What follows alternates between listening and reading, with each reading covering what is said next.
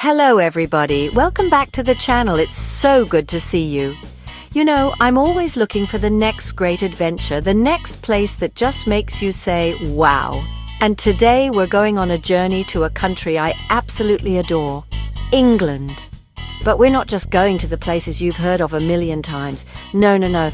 We're going off the beaten path, peeling back the layers to find the real heart of the country, the spots that are tucked away, just waiting to be discovered. We're going to explore some of England's most incredible, lesser-known travel spots. Think of it as our own little secret tour. We're going to find medieval towns that look like they've been plucked right out of a storybook. Valleys so beautiful they'll take your breath away, so get comfortable, maybe grab a cup of tea and a biscuit. That feels appropriate, right? Because we're about to embark on an adventure you won't want to miss. And hey, if you like finding these kinds of hidden gems with me, do me a favor and hit that subscribe button. It means the world to me and it ensures you won't miss a single trip. All right, let's go. Our first stop is a place that honestly feels like you've stepped through a time portal. We're in Rye, in East Sussex, and let me tell you, this town is pure magic. As soon as I arrived, I felt like I was walking onto a movie set. The streets are paved with these beautiful, bumpy cobblestones that have been here for centuries. You can just imagine the sound of horse-drawn carriages clattering down these very lanes. It's the kind of place that makes you slow down and just look. These half-timbered houses with their crooked beams and leaded windows lean into each other like old friends sharing a secret. The Mermaid Inn, been around since the 1400s. You have to go in. It's like drinking a pint inside a history book. I walked up to the top of the St. Mary's Church Tower and wow, what a view! You can see for miles all the way to the sea. And the details. Antique shops filled with treasures. Bakeries with smells wafting out that just pull you in. Leaving Rye, I felt like I was leaving a little piece of my heart behind. It's the perfect start to our hidden England adventure. When people think of England's Lake District, they often think of the big, bustling lakes like Windermere. And they are beautiful, don't get me wrong. But if you're looking for something deeper, something more peaceful, you have to come here. This is the Buttermere Valley. The moment you arrive, you feel your shoulders drop. The walk around Buttermere Lake is about 4.5 miles. It's one of the most rewarding walks I have ever done. The mountains, or fells as they call them here, rise up dramatically from the water's edge. The water is this incredible deep turquoise. On a still day, it becomes a perfect mirror. Halfway around the lake, there's this amazing little surprise, a tunnel carved right through the rock. It's called the Hasness Tunnel. Walking through it feels like a little adventure within an adventure. You emerge on the other side, the view opens up again, and it's just, wow. It's these little discoveries that make a journey special. I stopped for a while and just sat on a rock by the water's edge. Herdwick sheep grazed nearby. They have these funny, smiling faces. Seeing them munching away, completely at peace in this stunning landscape, it reminds you of the simple, beautiful rhythm of life here. This valley feels like a secret the locals have been keeping to themselves. It's the Lake District's soul. Now, for our next stop, we're heading all the way down to Cornwall to a place that feels like it's straight out of a fairy tale. I'm talking about St. Nectan's Glen. The adventure begins before you even get to the main event. You have to walk for about a mile through this ancient woodland, and what a walk it is! The path follows a river. The sound of the water babbling over mossy rocks is your soundtrack. The air is cool smells of damp earth, green leaves. The trees here are incredible. They're covered in moss ferns, their branches twisting and reaching like something from a fantasy novel. There are little fairy stacks, small towers of balanced stones along the riverbank. They say you should add a stone and make a wish. You better believe I did. As you get closer, the sound of the water gets louder, building the anticipation. You walk up some steps, turn a corner, and then you see it, St. Nectan's Kiev.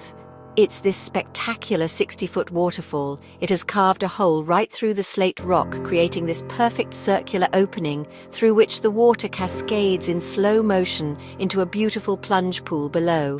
It's one of the most unique and beautiful natural formations I've ever seen. I just stood there for a while, mesmerized.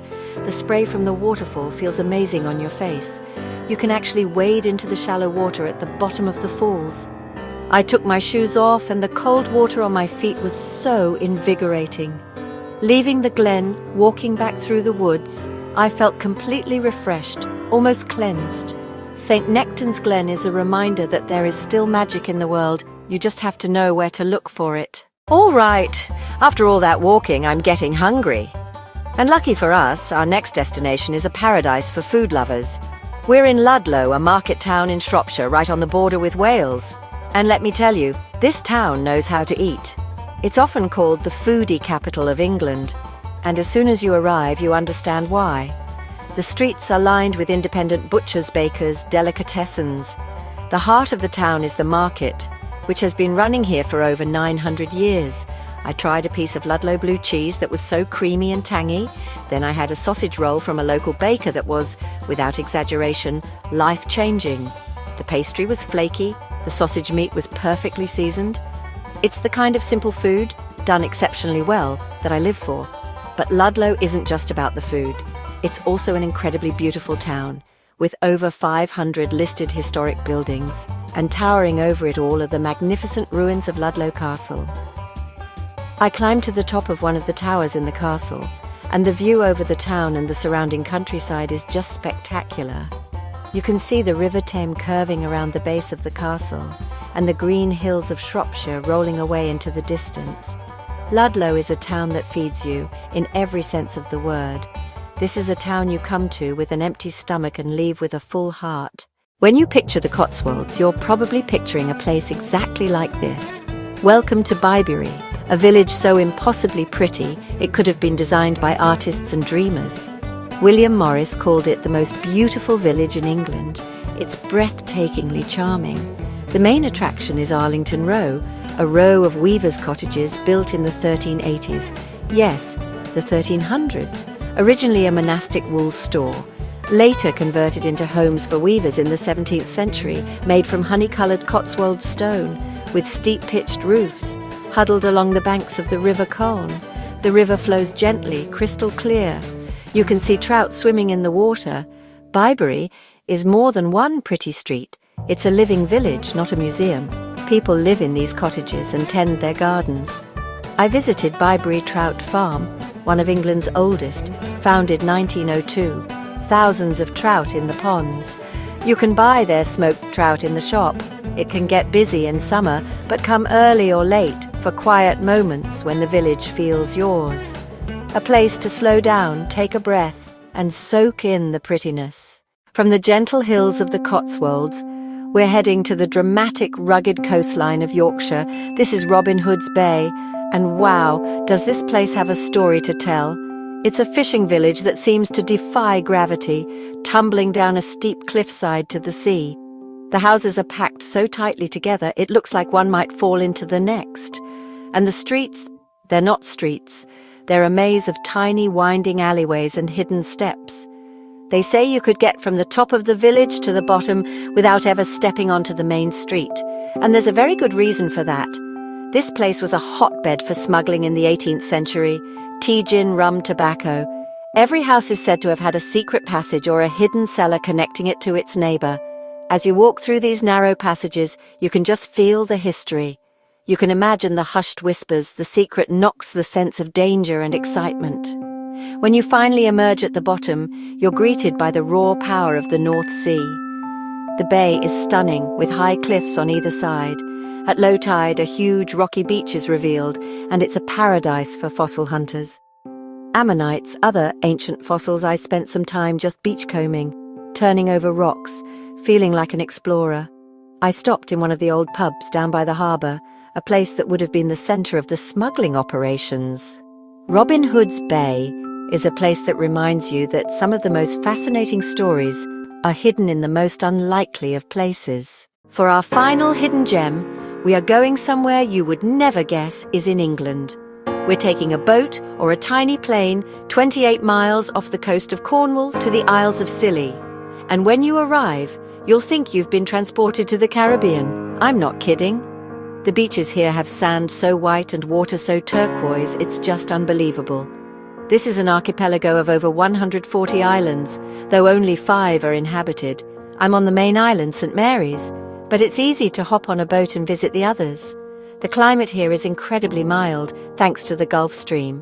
One of the most amazing places here is the Tresco Abbey Garden. It's a world-famous botanical garden built around the ruins of a 12th century priory. Walking through it is like taking a trip around the world. There are plants from South Africa, New Zealand, South America, all growing out in the open. But for me, the real magic of Scilly is the sense of peace and the slower pace of life. There are very few cars here. People get around by walking by bike or on golf buggies. You can spend your days just exploring deserted beaches, going for a swim in the clear, if a little chilly, water and watching the seals basking on the rocks. And we saw seals, dozens of them, popping their heads up out of the water like curious dogs. The Isles of Scilly feel like a world apart. It's a place to truly disconnect from the hustle and bustle. It's the perfect place to end our journey of hidden England because it's the most hidden of them all. And just like that, our journey through the hidden corners of England comes to an end. From the medieval streets of Rye to the tropical paradise of the Isles of Scilly. What an adventure it's been. We've seen that there's so much more to this country than the famous landmarks, stories, flavors, breathtaking landscapes just waiting around the corner. I feel so lucky to be able to share these discoveries with all of you. Now, I want to hear from you. What was your favorite spot from our trip today? Or maybe you have your own hidden gem in England, or anywhere in the world that you think I should visit. Please, let me know in the comments below. I read every single one, and I love getting recommendations from you. You guys are the best travel guides. This channel is a community, and our shared experiences make it what it is. Thank you so much for coming along with me on this trip. Your support means everything. If you enjoyed our adventure, please give this video a thumbs up. Hit that subscribe button. Ring the bell so you don't miss our next one, because there will always be a next one. Until then, stay curious, stay hungry. I'll see you on the next adventure. Bye, everybody.